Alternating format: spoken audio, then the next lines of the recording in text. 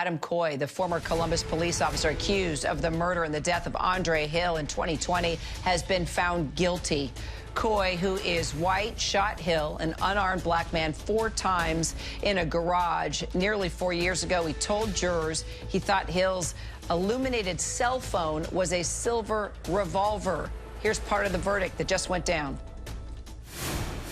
As to count 1, we, the jury, being duly empowered and sworn, do find the defendant, Adam Coy, guilty of murder as he stands charged in count 1 of the indictment, signed this 4th day of November 2024, in what appeared to be 12 signatures. All right, for more, let's bring in our legal contributor and attorney, Brian Buckmeyer. All right, first of all, let's just start with the verdict. Your thoughts?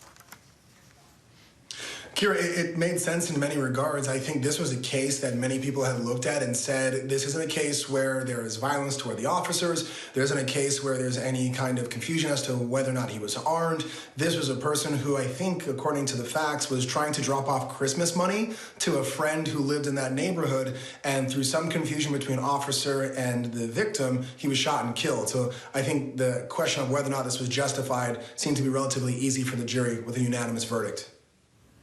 So what happens next?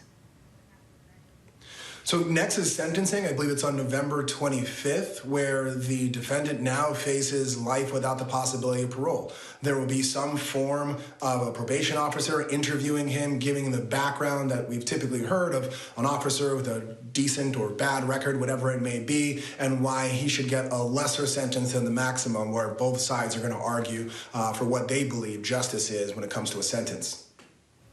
All right, our Brian Buckmeyer. Appreciate it, Brian. Thank you so much.